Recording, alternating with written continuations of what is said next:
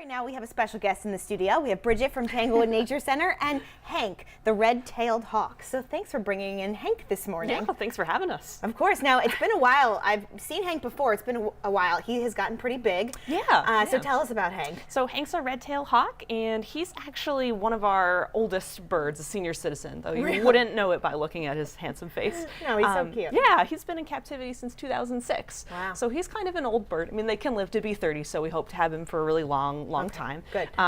But he's an old bird, and we're teaching him a new trick, which we're really excited about. That's cool. So he's been working with a volunteer, Chris Heath, and our curator of animals and exhibits, and they've been teaching him to free fly, which is pretty exciting because, as with all of our birds, he was injured in the wild, and that's why he lives with us. He can't fly well enough to hunt in the wild. Okay. But he can still do some exercise, and some new kind of novel stimulation for him is learning to fly from one person's glove to the other person's glove. Very cool. Now, he's not going to get you because you don't have a glove on yeah, right now. And he's tethered to, to Bridget's glove. Don't worry. But it's really exciting to watch him kind of build some confidence and work based on his rapport with people to kind of bounce back and forth and get some exercise. Nice.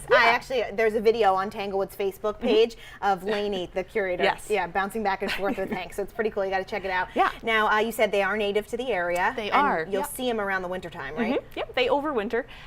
They're pretty fun. You can see them a lot of times on the power lines as you drive along the road. You can just kind of count these beautiful pale and buff chests in the trees and along the road. They do also sometimes bother people at their feeders, but they're feeding the pretty little songbirds.